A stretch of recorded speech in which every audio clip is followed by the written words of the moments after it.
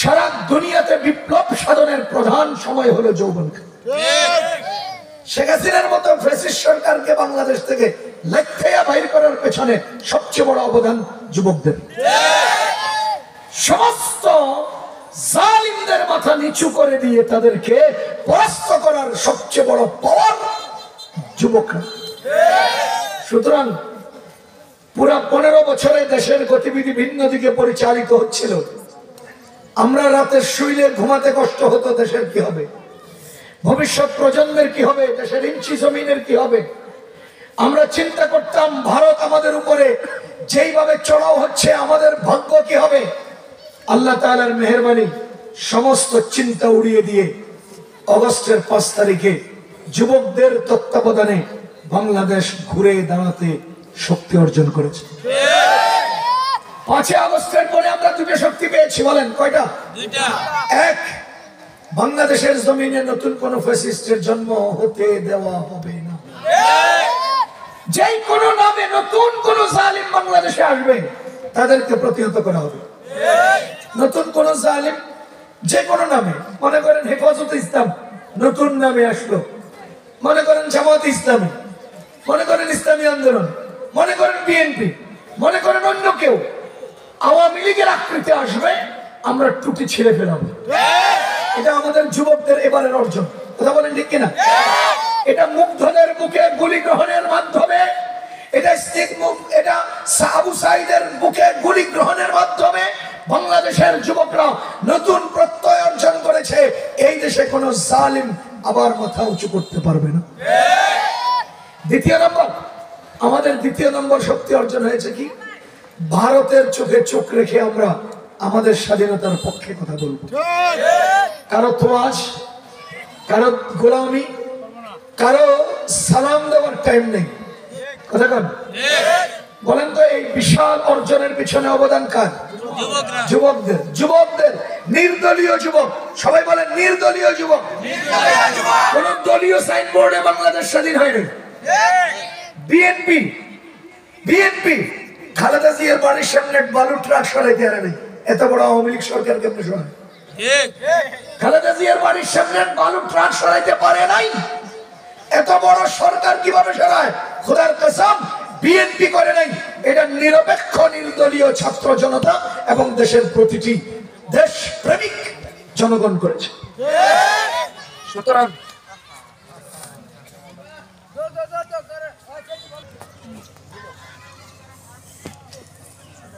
আমার আপনার আমাদের জীবনে সফলতা অর্জনের সবচেয়ে বড় সময় কোনটা? যৌবনকাল। বলেন কোনটা? যৌবনকাল। ইতিহাস বর্ণনা করলে অনেক ব্যক্তিদের ইতিহাস আছে যারা যৌবনকালে বিশাল বিশাল বিপ্লব ঘটিয়েছে। আমি ওই সমস্ত ইতিহাস বলতে চাই না, আমি শুধু একটু ইঙ্গিত দিতে চাই বর্তমান যুব সমাজ কেন অবক্ষয়ের দ্বার প্রান্তে উপনীত হয়েছে। বর্তমান যুব সমাজ এই অবক্ষয় থেকে কিভাবে ফেরত আসবে। সুতরাং এটাকে আমরা এক পক্ষে বলতে পারি বর্তমান যুব সমাজের অবক্ষয় কারণ ও প্রতিকার। যুব সমাজের অবক্ষয়ের প্রধান কারণ, প্রথম কারণ দ্বীনি শিক্ষা না থাকা। বলেন যুব সমাজের অবক্ষয়ের প্রধান কারণ দ্বীনি শিক্ষা না থাকা। দ্বীনি শিক্ষা মানুষের অন্তরে আল্লাহর ভয় জাগ্রত করে। এবার বলেন তো, দুনিয়ার চুরি, ডাকাতি, সন্ত্রাসী, রাহাজানি, আত্মসাৎ, দেশের সম্পদ বিদেশে পাচার, যত কিছুই করছে সবকিছুর পেছনে মূল কারণ কি? অন্তরে আল্লাহর ভয় নেই।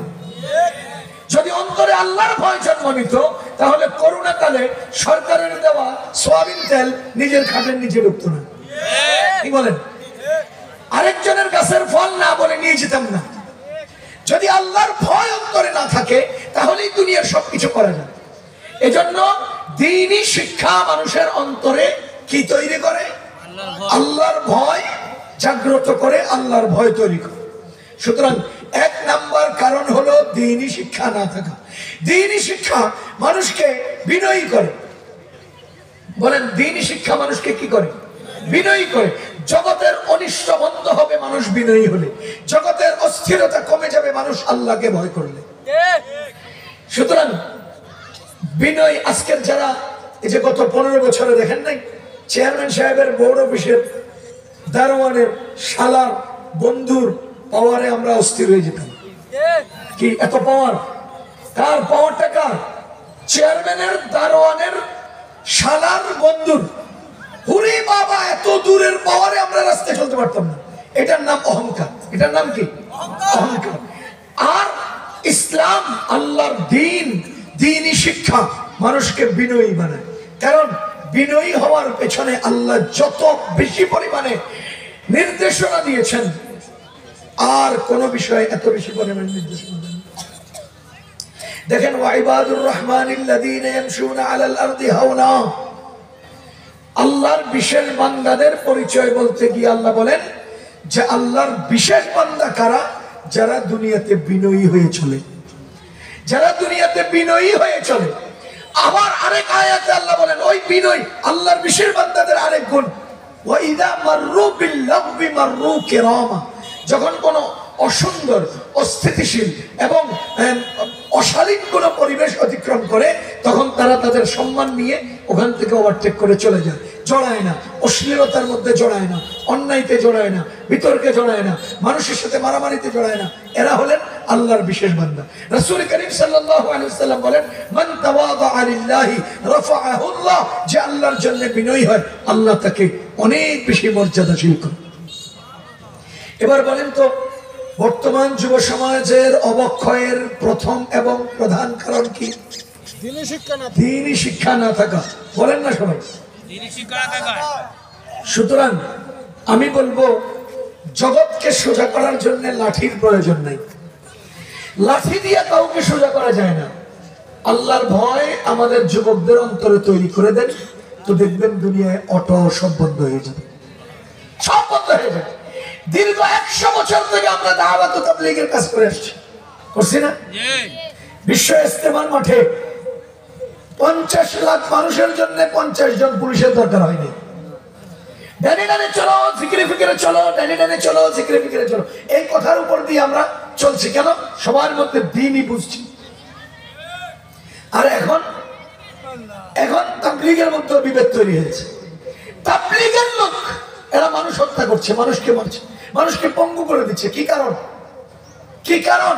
একমাত্র কারণ, তাদের অন্তর থেকে তাবলীগের মূল উদ্দেশ্য ফৌত হয়ে গেছে এবং তাদের মনে আল্লাহর ভয় দূর হয়ে গেছে। দুনিয়ার সমস্ত অনিষ্ট, মারামারি, কাটাকাটি, হানাহানি, সবকিছুর পেছনে মূল কারণ কি? আল্লাহর ভয় অন্তরে না থাকা। তাহলে এবার বলেন, মানুষ দ্বীনি শিক্ষা পেয়ে গেলে কয়টা গুণের গুণী হয়? বড় বড় দুটো গুণ। 1 আল্লাহর ভয়, 2 বিনয়ী। এই বিনয়ী যদি হয়ে যেতে পারি, আল্লাহর ভয় যদি অন্তরে আনতে পারি, তাহলে আমরা যুবকরা সোজা হই। 2 নম্বর, যুব সমাজের অবক্ষয়ের 2 নম্বর কারণ, আমি বিস্তারিত বললে সময় লাগবে। 2 নম্বর কারণ নেশা বা মাদক। বলেন, আমাদের যুবকদের নষ্ট হওয়ার, অবক্ষয়ের 2 নম্বর কারণ কি? নেশা, মাদক। এই সমাজে মাদক সেবনকারী আছে না নাই? ট্যাবলেট আগেরটা সরাইয়া নতুন কিছু ঢুকাইয়া টানে, এরকম আছে না নাই? এগুলো সব নেশা। বলেন, এগুলো কি? নেশা। আমাদের আল্লাহ বলেন, ইন্নামাল খামরু, নিশ্চয়ই মাদক, রিজসুন, নাপাক। মাদক কি? জোরে বলেন না, মাদক কি? নাপাক। আপনাদের সমাজে কুত্তে আছেন, কুত্তার পেশাব পাক না নাপাক? কুত্তার মুখ পাক না নাপাক? তো যে মদ খায়, পাক খায় না নাপাক খায়? আমরা কি বলতে পারি যে মদ খায় কুত্তার মুখ খায়? বলা যায় না? আল্লাহ বলেন, ইন্নামাল খামরু ওয়াল মাইসিরু ওয়াল আনসাবু ওয়াল আজলামু রিজসুন, নিশ্চয়ই মাদক নাপাক। যদি মাদক নাপাক হয় আর কুকুরের পেশাব নাপাক হয়, তো যারা মদ খায় তারা কুকুরের পেশাব খায় বলতে পারি? আজকে এই সমাজের এই সাধারণ মাটির রাস্তা, রিক্সাওয়ালা রিক্সা চালায়, রিক্সার হুট উল্টাইলে নিচে বোতল পাওয়া যায়, ট্যাবলেটের পোলটা পাওয়া যায়। ও চা দোকানদার 6টা কাপ, একটা কেতলি, একটা জগ, দুটা গ্লাস নিয়ে বসে রয়েছে, কয়েকটা চিপস, মুড়ি, এগুলো হলো হ্যাঁ দোকানের সম্বল। এমনি বসে রয়েছে সারাদিন। কিরে ভাই, 6টা কাপ দিয়ে একটা কেটলি দিয়ে কি বিক্রি করে? কয় না, এটা তো আমি শো হিসেবে দিছি, এই যেখানে বসছে এটার ঢাকনা উল্টেলে ভিতরে আসল বিক্রির মাল। এরকম জিনিস নাই সমাজে? আমার আল্লাহ বলেন ইন্নামাল খামরু রিজিসুন, নিশ্চয়ই মাদক নাপাক। 2 নম্বরে বলেন মিনা আমালিশ শাইতান, মাদকের কাজ কারবার হলো শয়তানের কাজ। কার কাজ? এবার বলেন তো, এই সমাজে শয়তানের কারবার করে এমন লোক আছে না নাই? আমার আল্লাহ বলেন মিনা আমালিশ শাইতান, নিশ্চয়ই মাদক হলো শয়তানের কাজ। যারা মাদক কেনে, মাদক বিক্রি করে, মাদক বানায়, মাদক সাপ্লাই দেয়, যারা মাদকের কারবার করে, যারা মাদকের কারবারে সাক্ষী থাকে, এরা সব শয়তানের কারবার করে। আমার আল্লাহ বলেন ইন্নামা ইউরিদু শাইতানু আন ইউকিআ বাইনাকুমুল আদাওয়াতা ওয়াল বাগদা ফিল খামরি ওয়াল মাইসিরি, নিশ্চয়ই শয়তান চায় তোমাদের মাঝে শত্রুতা তৈরি করতে এই মাদকের কারবারের মাধ্যমে, মাদকের দ্বারা, জুয়ার দ্বারা তোমাদের মধ্যে শত্রুতা তৈরি করতে চায়। বলেন তো, মুসলমানদের মধ্যে যে কারণে শত্রুতা তৈরি হয় সেই কারণটা হালাল না হারাম? ও দুনিয়ার মুসলমান, মাদক না পাক, এই জন্য মাদক হারাম। মাদক শয়তানের কাজ, এই জন্য মাদক হারাম। মাদক দ্বারা শয়তান শত্রুতা তৈরি করে, এই জন্য মাদক হারাম। আমার আল্লাহ বলেন ওয়াসুদ্দাকুম আন যিকরিল্লাহ, মাদকের মাধ্যমে শয়তান তোমাকে আল্লাহর জিকির থেকে দূরে সরিয়ে দেবে। যে কাজের দ্বারা শয়তান আল্লাহর জিকির থেকে মানুষকে দূরে সরায় সেই কাজটা হারাম। এরপরে আল্লাহ বলেন ওয়ানিস সালাত, এবং মাদকের কারবারিদেরকে শয়তান আল্লাহর জিকির এবং নামাজ থেকে দূরে সরিয়ে দেবে। সুতরাং যে কাজের দ্বারা মানুষ নামাজ থেকে বিরত হয়, নামাজ থেকে বিমুখ হয়, নামাজ থেকে বঞ্চিত হয়, ওই কাজও শরীয়তে হালাল নয়, শরীয়তে হারাম। সুতরাং অনেকগুলো কারণে মাদক হারাম। বলেন, অনেকগুলো কারণে মাদক হারাম। সুতরাং মাদক 2 নম্বর কারণ আমাদের যুবকদেরকে ধ্বংস করার, আমাদের যুবকদেরকে নষ্ট করার 2 নম্বর কারণ মাদক। ছেড়ে দিতে হবে মাদক। খোদার কসম, এক ঢোক নাপাক যদি আপনার পেটের ভিতরে চলে যায়, নবীজি বলেন লা ইয়াদখুলুল জান্নাতা জাসাদুন গুযিয়া বিল হারাম, ওই ব্যক্তির শরীর জান্নাতে যাবে না যেই ব্যক্তি হারাম ভক্ষণ করেছে। বলেন, মদখোর জান্নাতে যাবে না। বলেন বলেন, মদখোর জান্নাতে যাবে না। এক হাদিসের মধ্যে আসছে, শবে বরাতে আল্লাহ তাআলা বনি কালবের ছাগলের পশম সম পরিমাণ মানুষকে ক্ষমা করেন। বনি কালব ছিল আরব গোত্রের, আরব দেশের এমন একটা গোত্র যারা ছাগল বেশি চড়াইত। উদাহরণ তো আলাদাই হয় না, উদাহরণ কারা হয়? কমন বিষয়ের উদাহরণ হয় না, যেটা আলাদা তাদেরকে উদাহরণ দেয়। নবীজি বনি কালবের উদাহরণ দিয়েছেন যে ওই গোত্রের ছাগলের যতগুলো পশম আছে এই পরিমাণ লোককে আল্লাহ তাআলা শবে বরাতে মাফ করে, তবে ক্ষমা করেন না কয়েক গ্রুপকে। এর মধ্যে এক গ্রুপ হলো যারা মদ খায়। যারা মদ খায় এদেরকে আল্লাহ শবে বরাতে মাফ করেন না। যারা মদ পান করে এদেরকে আল্লাহ তাআলা শবে কদরে মাফ করেন না। যারা এই মদ খায়, হারাম খায়, এদের শরীর জান্নাতে যাবে না। এবার বলেন, মদ ছুঁয়েও দেখবো না। ও ভাই, একটা গরু, সেও তো একটা প্রাণী, সে মরে গেলে জাহান্নামে যাবে? জান্নাতে যাবে। তার মরণ মানে তার দুনিয়া শেষ। আমরা পরে গেলে দুনিয়া শেষ না, আমাদের সামনে অনন্তকালের জীবন আছে। এবার আপনি বলেন, হে গরুটা মরে গেল, জাহান্নামে গেল না, আপনি মরে গিয়ে জাহান্নামে গেলেন, তো গরুর চেয়েও তো আপনি নিকৃষ্ট হয়ে গেলেন। থানবী রহমতুল্লাহ আলাইকে একজনে জিজ্ঞেস করতেছে, আমি কিয়ামত মানি না, আখিরাত মানি না, জান্নাত জাহান্নাম মানি না। পরে আল্লাহ থানবী রহমতুল্লাহ আলাইকে, শোনো, তুমি মানো না আর আমি মানি, আখিরাত আমি মানি তুমি মানো না, হাসর আমি মানি তুমি মানো না, জাহান্নাম তুমি মানো না আমি মানি, জান্নাত তুমি মানো না আমি মানি। আচ্ছা মনে করো কিয়ামত হলো না, হাসর হলো না, জাহান্নাম নাই, জান্নাত নাই, মনে করো নাই, তো না থাকলে কি তোমার জন্য নাই, আমার জন্য কি বলে, না থাকলে তো তোমার জন্য নাই, আমার জন্য নাই। হিসাব যদি না থাকে তোমার জন্য নাই, আমার জন্য নাই।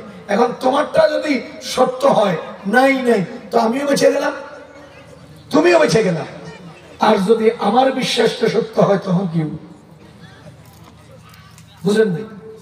তোমার বিশ্বাসটা সত্য হলে তো তুমিও বেঁচে গেলাম, আমিও বেঁচে গেলাম। আমার বিশ্বাসটা সত্য হলে তখন কি হবে? তখন আমি বেঁচে যাবো, তুমি ধরা খেয়ে যাবো। এবার আপনাকে আমি বলছি, নবীজি বলেছেন, খোদার কসম করে আমি বলছি, এই আমার সামনে যে মাইক, এই মাইক আমি দেখে যত বিশ্বাস করি, আমাদের নবীজির প্রতিটি হাদিস তার চেয়েও বেশি বিশ্বাস করতে হবে। আসমানকে আমি যত বিশ্বাস করি, জমিনকে আমি যত বিশ্বাস করি, আমার অস্তিত্বকে আমি যত বিশ্বাস করি, নবীজির হাদিস তার চেয়ে সত্য না? কথা বলেন, তার চেয়ে সত্য না? তার চেয়ে সত্য বিশ্বাস করতে হবে না? এবার বলেন নবীজি কি বলেছেন? লা ইয়াদখুলুল জান্নাতা জাসাদুন গুযিয়া বিল হারাম। যে ব্যক্তি হারাম ভক্ষণ করলো সে জান্নাতে যাবে না। আপনি হারাম খাইলেন, মদ খাইলেন, আপনি হারাম খেলেন, হিরোইন খাইলেন, আপনি হারাম খাইলেন, বাংলা খাইলেন, আপনি জান্নাতে যাবেন না। তো কুকুরও যাইল না, আপনিও যাইলেন না, তো কি হলো? কুকুর জাহান্নামে গেল না, আপনি জাহান্নামে গেলেন, তো কি হলো? আরে না গেলে কুকুরও গেল না, আপনিও গেলেন না, আমিও গেলাম না, কুকুরও গেল না, দুজনের দুনিয়া শেষ, দুটোটা শেষ। আমাদের যা মন চায় তাই করলাম এক হিসাব। কিন্তু যদি কুকুর জাহান্নামে গেল না, সে আরেকজনের পায়খানাও খায়, কুকুর জাহান্নামে গেল না, সে আরেকজনের মুরগিও খায়, আপনিও জাহান্নামে গেলেন, আপনিও আরেকজনের মুরগি খেয়ে ফেললেন, আপনিও জাহান্নামে গেলেন, আপনিও আবার পেশাবার পায়খানা খাইলেন, তো কুত্তে আর আপনার মধ্যে তফাৎ কি? বরং চকলেট হচ্ছে নিকৃষ্ট। কি রে ভাই, কুত্তে কি খায়? নাপাক খায়, পোলাপানের পায়খানা খায়, আর আপনি কি খান? ওই কুত্তের মুখ খান, তো কি হলো? কুত্তে খায় কি? মানুষের পায়খানা, আর আপনি খান কি? আপনি ডবল নাপাক খেলেন না? আপনি ডবল নাপাক খেলেন না? হ্যাঁ, নাপাক যেটা পেটে ঢুকাইলো, সেই নাপাক আবার নাপাক হয়ে বেরোলো, আপনি সেটা খাইলেন, কি হলো? আজ থেকে মাদক ধরবো না, বলেন। 3 নাম্বার আমাদের যুব সমাজের 3 নাম্বার অবক্ষয়ের কারণ, 3 নাম্বার কারণ হলো খেলাধুলা। 3 নাম্বার কারণ কি? খেলাধুলা। আরে মুসলমান, নামাজ ঠিক রেখে বিকালে বা সকালে এক্সারসাইজের জন্য বৈধ যেই তরিকা আছে, সতর না খুলে, নামাজ নষ্ট না করে, আল্লাহর বিধানকে অমান্য না করে, কিছু সময়ের জন্য যদি কেউ খেলাধুলা করে, ওটাকে আমরা নিষেধ করি না, ওটাকে আমরা নাজায়েজ বলি না। কিন্তু আজকের যুব সমাজ এমন ভাবে খেলার পিছনে পড়েছে যে তার নামাজের খবর নাই, সতরের খবর নাই, অহেতুক সময়ের পর সময় পার করছে শুধুমাত্র খেলাধুলার পেছনে। দেখেন, খেলাকে কেন্দ্র করে জুয়ার মধ্যে অন্তর্ভুক্ত হয়ে যাচ্ছে, খেলাকে কেন্দ্র করে কি বাজি ধরছে। আর্জেন্টিনা আর ব্রাজিলে কে কয় গোল দিব, কে জিতবে, কে হারবে, এটা নিয়ে আপনাদের চা দোকানে জুয়া হয় কিনা, বাজি হয় কিনা? আমার আল্লাহ বলেন, ইন্নামা ইউরিদু শাইতানু আইয়ুকিআ বাইনাকুমুল আদাওয়া ওয়াল বাগদা ফিল খামরি ওয়াল মাইসিরি। মাদক আর জুয়ার মাধ্যমে শয়তান তোমাদের মধ্যে শত্রুতা তৈরি করবে, অস্থিরতা তৈরি করবে, মারামারি জন্ম দেবে। ও মুসলমান, আর্জেন্টিনা হারলে তোমরা মিষ্টি খাও, ব্রাজিল হারলে তোমরা রং লাগাও, কথা কন? এগুলো শরীয়ত সম্মত না? হারাম। সুতরাং খেলাধুলার মাধ্যমে আজকে আমরা অন্যায় অশ্লীলতার দিকে ছুটে যাচ্ছি, শত্রুতার দিকে ছুটে যাচ্ছি, নাজায়েজ কাজের দিকে ছুটে যাচ্ছি। একজন বেটা খুব মজা করে একটা বিল্ডিং এর ওয়াল করছে না, বাড়ির বাউন্ডারি করছে। তা আমাদের এই যুবকরা কি করছে? আর্জেন্টিনা প্রিয়, হেরা যাইয়া ওয়ালের মধ্যে সুন্দর মতো একটা পতাকা আছে আর্জেন্টিনা, আইকা নিচে দিয়ে লিখছে সোহেল, সুমন, সোহাগ, আমরা আর্জেন্টিনা। কি ধরুন, কার এই রং, কার এই টাকা, কার এই শ্রম, কার এই ওয়াল, কার এই আর্জেন্টিনা? কে? তুই কার গোলামি করছ রে? তুই কার গোলামিটা করছ রে? আরে তুই ব্রাজিলের পতাকা পুরো বাড়িতে কেন আঁকলি? আরে ব্রাজিল তোর কি লাগে রে? কথা কন, কিয়ামতের ময়দানে আল্লাহ তাআলা যদি জিজ্ঞেস করে ব্রাজিল তোর কি লাগে, হেরা তো হুয়ার খোর, তুই তো মুসলমান, তুই তো কালিমাওয়ালা, হেরা তো নাফরমান, তুই তো মুত্তাবি, আরে তুই মুত্তাবি হয়ে আল্লাহর অনুগামী হয়ে নাফরমানদের তোয়াজ কেন করলি, কেন করলি? যদি খোদা জিজ্ঞেস করে কি উপায় হবে? ও ভাই কি উপায় হবে? কালিমা নেই, বিয়া ছাড়া বলা মান জন্ম দেয় যেটি তোরা হেগো পক্ষে স্লোগান দিয়েছে। খবিস যারা কালিমা জানে না, লা ইলাহা ইল্লাল্লাহ জানে না, হালাল জানে না, হারাম জানে না, তুই ডাইনাতে খাইয়া বামাতে খাই, যারা হেগোর পক্ষে স্লোগান কেন দিস? কি ফুটবল খেলা? ফুটবল খেলা তো হলো জগতের একটা রুচিহীনতা। আমি উদাহরণ দিলে বুঝবেন। আপনার গায়ে আমার পা লাগলে সালাম করি না? যদি হাতে লাগে ডবল সালাম, যদি মাথায় লাগে, আমার পা যদি আপনার মাথায় লাগে কি করবো? জড়ায় ধরে চুমা খেলাম। এটা আমার ইসলাম আমার শিখেছে। এটা আমাকে একটা কি শিখেছে? সম্মান বোধ শিক্ষা দিয়েছে, ইজ্জত আর আজমত দিয়েছে, রুচি দিয়েছে। এখন বলেন ফুটবল খেলায় পা দিয়ে বল মারলে হাতে লাগলে প্লান্টিক হয়, মাথায় লাগলে বাবা হয়। কি রে? পা হাতে লাগলে কি হয়? প্লান্টিক হয়। পায়ের বল মাথায় লাগলে কি হয়? বাবা হেড দিছে, হাতে লাগছে কি হয়েছে? অনিচ্ছায় লাগছে, এরপরে প্লান্টিক। তো এটা কবিরা গুনাহ হইলো না? হাতে লাগলে কবিরা গুনাহ হয়, রুচি নাম নষ্ট করে দিছে। আরে আমরা যদি সুন্নতি পোশাক পরিধান করি আমাদেরকে আনকালচার ওল্ড। আর যদি হাফ প্যান্ট হাঁটুর উপর উঠে বাবু, টাইম নিচে নামাইলেও বাবু, রুচি নষ্ট হয়ে গেছে। কি নষ্ট হয়ে গেছে? এই যুবক ভাইয়া, রুচি নষ্ট করেন না ভাই। আপনি আর্জেন্টিনা ব্রাজিলের গোলামি করবেন না। আপনাকে আল্লাহ তাআলা মদিনার মতো শ্রেষ্ঠ মডেল দিয়েছে, মক্কার মতো শ্রেষ্ঠ মডেল দিয়েছে। আপনি অন্যদিকে ঘুরেন কেন? কথা বল। আমি ইনসাফের সাথে আপনাকে একটা প্রশ্ন করি, সারা দুনিয়া যত স্থাপনা আছে, বিল্ডিং আছে, ঘর আছে, খোদার কসম মক্কার হারাম আর মদিনার হারামের চেয়ে সুন্দর কোন স্থাপনা পৃথিবীতে নাই। তাহলে আমাদের সিমেন্ট বালু দিয়ে বানানো ঘর তো দুনিয়ায় বানাইতে পারে না, যেটা আমরা বানাইছি। সিমেন্ট বালুর ঘর এটাও তো এত সুন্দর করে কেউ বানাইতে পারে না। আপনি দুনিয়ার মধ্যে ঘুরেন না, এই এলাকায় হাঁটেন না, কোন মানুষের বাড়ি এত সুন্দর না আল্লাহর ঘর যত সুন্দর কোথাও নেই। কোন মানুষের বাড়ি এত সুন্দর হয় না, হবেও না, আল্লাহ হতে দিবেও না। তাহলে আমাদেরকে শ্রেষ্ঠ দিয়েছে, শ্রেষ্ঠ দিয়েছে। বলেন পৃথিবীর এমন কোন পানি আছে যেই পানি আমাদের জমজমের সাথে যায়? আমাদেরকে জমজম দিছে, তুই মদ কিনে খাস। আমাদেরকে আল্লাহ জমজম দিছে, তুই মদ কিনে খাস। কথা কান। পৃথিবীর সব কিছুতে আমরা উপরে, সব সাইডে আমরা উপরে।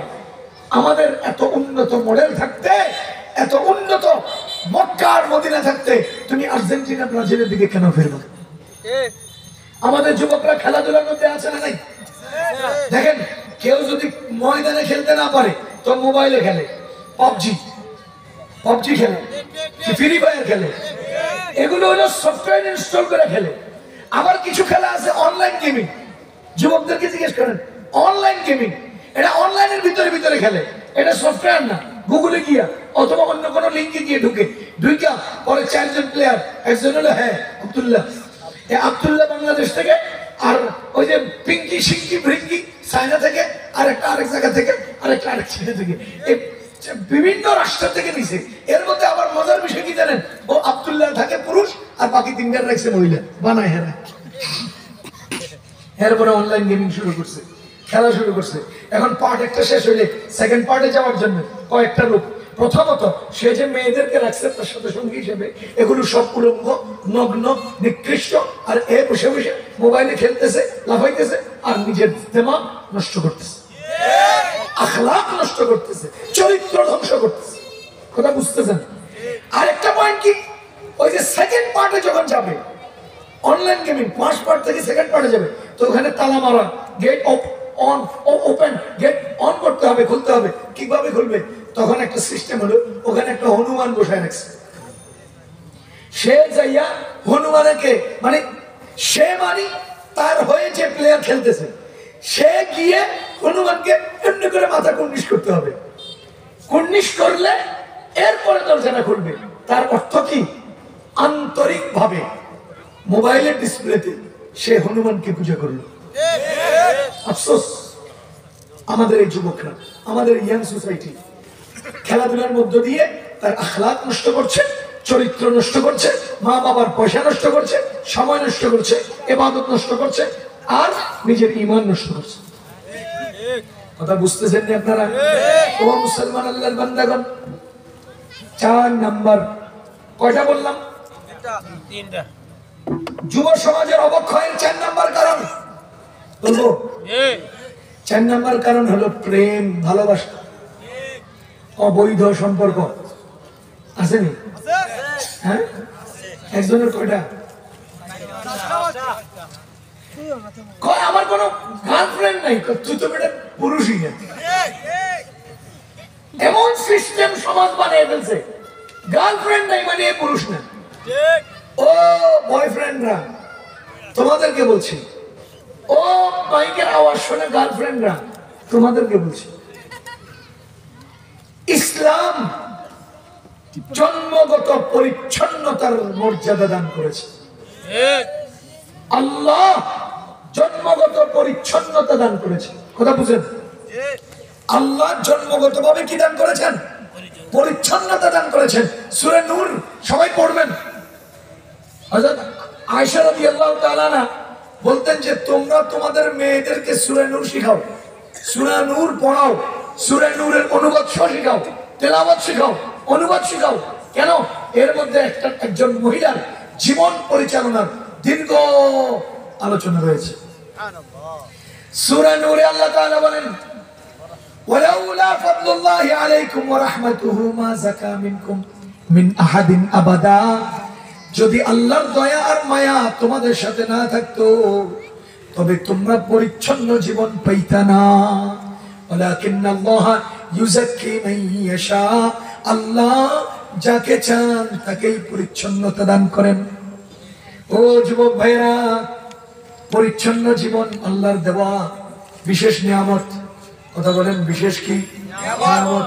তুমি আজকে মোবাইলের মিস কলের মাধ্যমে তুমি স্কুলে, তুমি দোকানদারি করো, দোকানে কাস্টমাররে ডাকছো, আপা আসেন, এটা কইয়া চামে নাম্বার লইয়া শুরু করছো গল্প।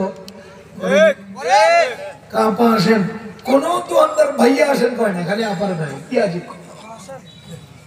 ও বন্ধু, ভালো করে বুঝো, আজকে তুমি যেভাবে অবৈধ সম্পর্ক তৈরি করেছ, তোমার দিল দিমাগ নষ্ট হচ্ছে, চরিত্র নষ্ট হচ্ছে। আমার আল্লাহ রাব্বুল আলামিন বলেন, আল খাবিসাতু লিল খাবিসিনা ওয়াল খাবিসুনা লিল খাবিসাত। পরিচ্ছন্ন আল খাবিসাতু লিল খাবিসিনা, পচা নারীরা পচা পুরুষদের জন্য। বলেন, পচা নারীরা পচা পুরুষদের জন্য। ওয়াল খাবিসুনা লিল খাবিসাত, পচা পুরুষরা পচা নারীদের জন্য। আত-তাইয়্যিবাতু লিত-তাইয়্যিবিনা, পরিচ্ছন্ন নারীরা পরিচ্ছন্ন পুরুষের জন্য। ওয়াত-তাইয়্যিবুনা লিত-তাইয়্যিবাত, পরিচ্ছন্ন পুরুষরা পরিচ্ছন্ন নারীদের জন্য। কে বলেছেন? আল্লাহ। আরে জোরে কয় না। এই বন্টন কে করেছেন? এটাকে আমি একটা উদাহরণ দিতে পারি। বিবাহের আগ আর বিবাহের পর মানুষের জীবনের অধ্যায় কয়টা? 2টা। বলেন বলেন বলেন। আল খাবিসাতু লিল খাবিসিনা, এই আয়াত দ্বারা বোঝা যায় মানুষের জীবনের অধ্যায় 2টা, বিবাহ পূর্ব, বিবাহ পরবর্তী। বিবাহ পূর্ব জীবন হলো অভিনয়। বলেন, বিবাহ পূর্ব সময়টা কি? অভিনয়। বিবাহ পরবর্তী সময়টাই হলো জীবন। বলেন, বিবাহ পূর্ব, বিবাহ পরবর্তী। এই যুবক, আল্লাহ বলেন বিবাহ পূর্ব সময়ে অভিনয় দিয়ে বিবাহ পরবর্তী জীবন ধ্বংস করো না। বিবাহ পূর্ববর্তী অভিনয় দিয়ে বিবাহ পরবর্তী জীবন কি করো না?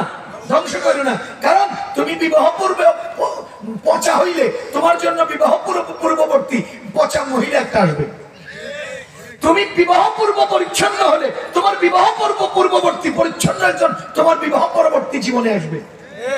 এবার বলেন, বিবাহ পরবর্তী সময়টা জীবন, বিবাহ পরবর্তী সময়টা, আর বিবাহ পূর্ববর্তী সময়টা অভিনয়। বলেন কি? অভিনয়। আমি 2-1 উদাহরণ দিই তো বুঝবেন কেমন অভিনয়। বিবাহের পূর্বে ছেলেটার সাথে মেয়েটা অভিনয় করছে। কি করছে? অভিনয় করছে, অভিমান করছে।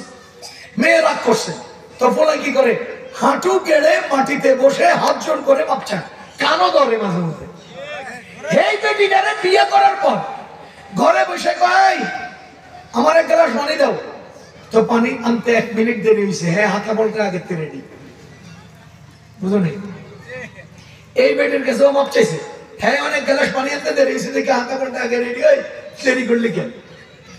2 নম্বর উদাহরণ, বিবাহ পূর্বে এই মোবাইল দিয়ে এশারের নামাজের পর যে কথা শুরু করছে, ফজরের আযান দিছে, কথা শেষ হয়নি।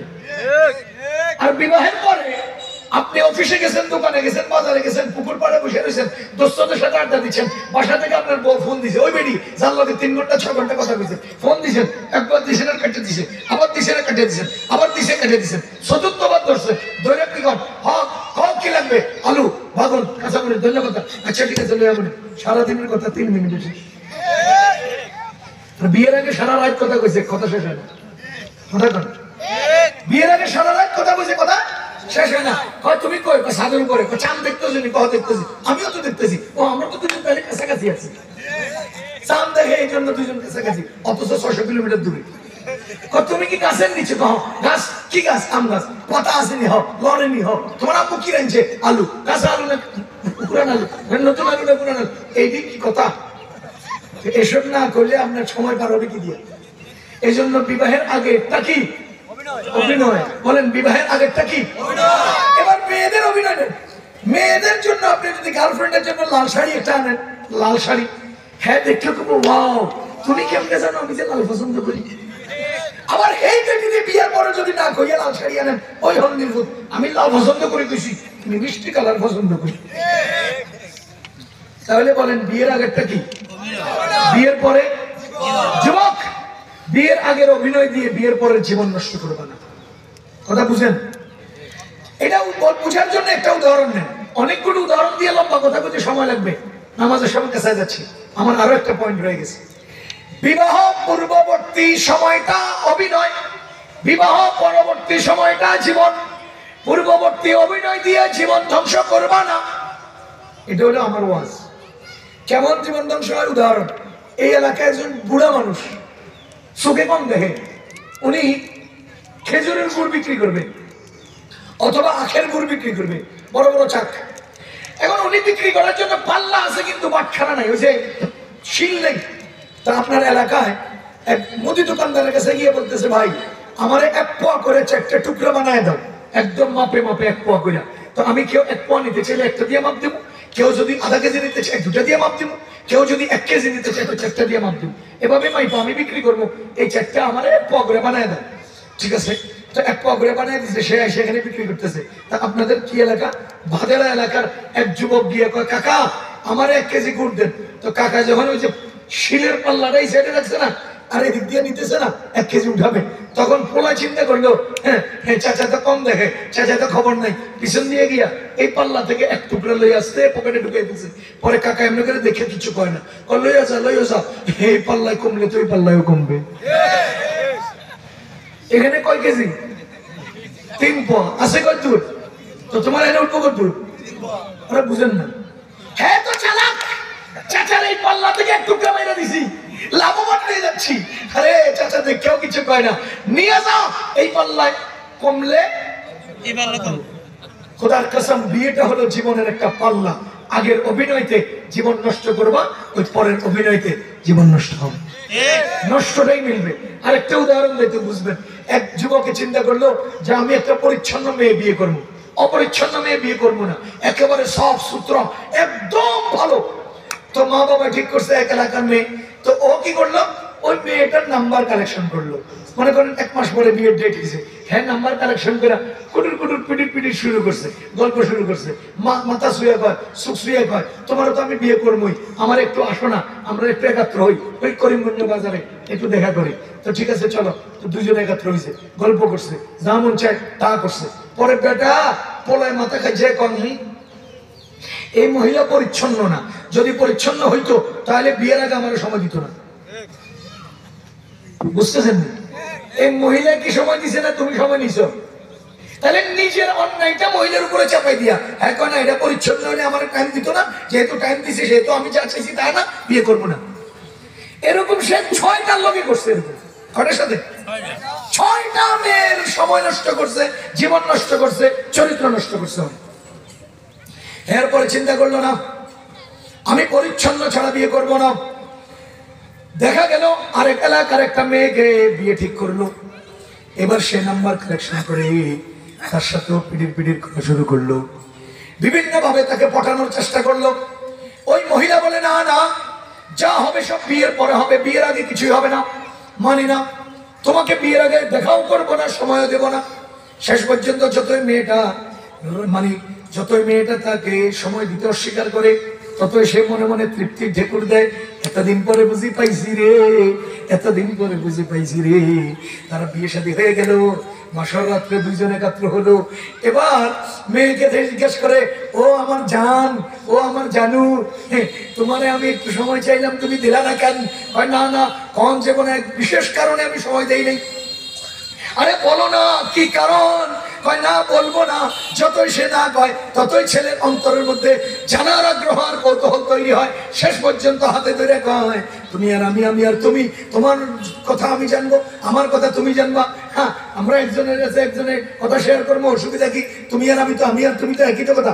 পরে মহিলাটা বলতেছে, শুনো শোনো, আমি তোমাকে সময় না দেওয়ার মূল কারণ হলো তোমার আগে 6 জনে আমারে বিয়ে করব কইয়া কইয়া সময় নিছে, একটাও বিয়ে করে নাই। আমি সিদ্ধান্ত নিছি আর কারণে সময় দিতাম না। আল খাবিতাতু লিল খাবিতিনা ওয়াল খাবিতুনা লিল খাবিতাত।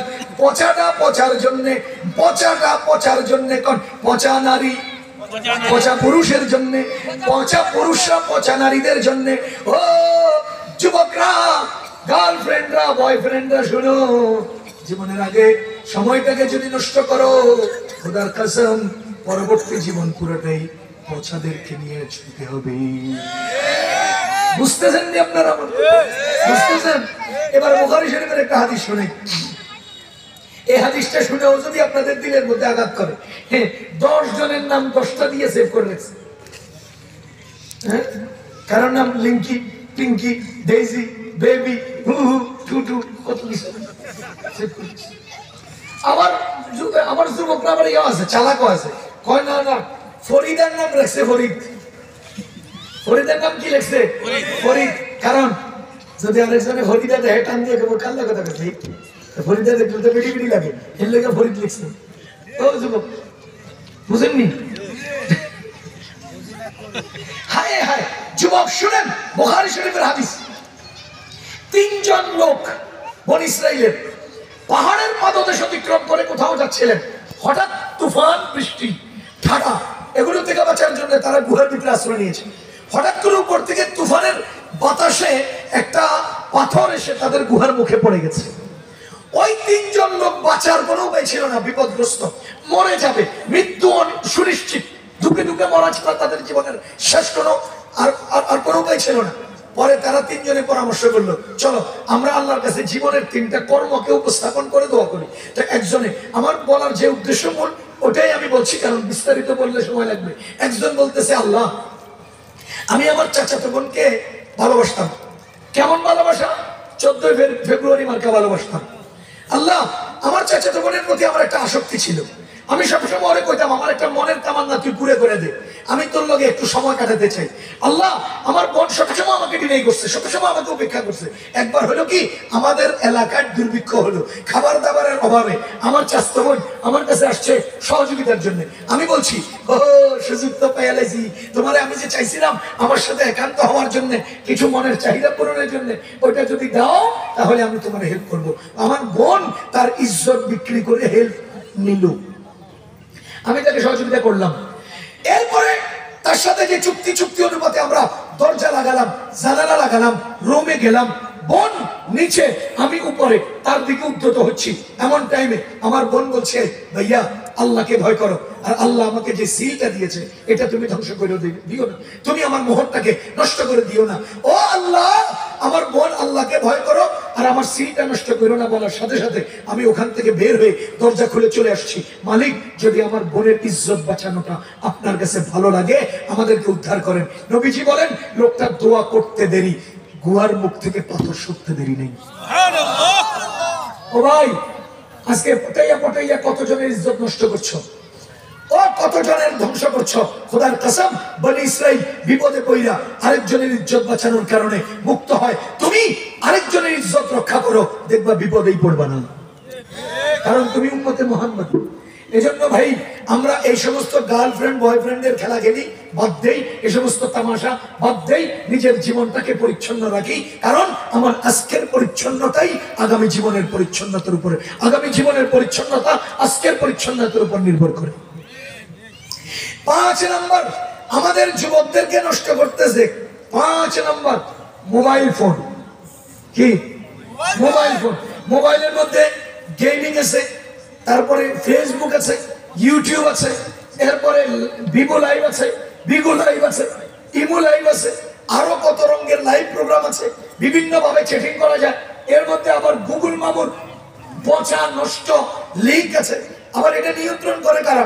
আমি দেখি ইউটিউবে ঢুকা মক্কা দেখতে চাই, মক্কা হজ দেখবো, মক্কা উমা মক্কা চলতেছে, নিচে দিয়ে দেখি মিস্টার বিন দেওয়া যায়, তো দিছি কুতা উমা মিস্টার বিন দিতেছে, দেখি যে টম এন্ড জেরি দেওয়া যায়, দিছি কুতা। এরপরে দেখি উমা যাইতে যাইতে কই গেছি আর খবর নাই। বুঝেন নাই? সিরিয়াল আমাকে এমন ভাবে নিয়ন্ত্রণ করে, ওরা একটার পর একটা আমাকে এনে দেয় যে কোথায় চলে গেছে খবর নেই।